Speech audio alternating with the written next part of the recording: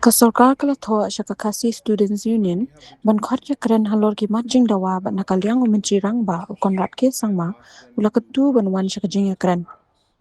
Ukon rat ula ong baka shithila de ban pa siya ka KSU bala kami linti ba unyo ka jubab na ki minta kasngi la nila siya kasngi. Shu ula ong baki kendon ka ahan ki dan la ka jong ka benta ban le bat kam long ka badeyo u ban kren ne ong baki kendon ka ahan kin kala tang na ka benta uwe u brio ne kanu ka kunhon. Well, we have written to them today, officially this time, and asked them to come for discussions and for talks. We expect that we will get some response, maybe by today evening, maybe tomorrow. And we will discuss all the 5 agendas and the points they have mentioned. So, Law is in place for a reason. And whatever happens, the law will take its course.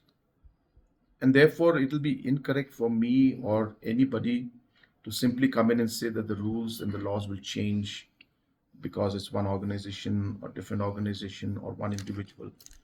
I think that is not proper in governance. Therefore, please allow the law to take its own course. I think it's not proper for us to interfere. And the laws have been made for that purpose, and it will move ahead with that purpose. Well, we are investigating the entire aspect, and we are not closing any of the possibilities. We're looking at all aspects. We saw the statement made by the General Secretary of KSU right after the incident happened, saying that that it was not their people who were involved in the violence. But obviously, at that point in time, given the circumstances and given all the situation, the reports and everything we had, and the intel that we had at that point in time, we took action based on that. But as I said, we are not going to leave any stone unturned. That statement was made by the General Secretary of the KSU. So obviously, we're going to ensure that investigation is done on all fronts. Yeah, we have managed to.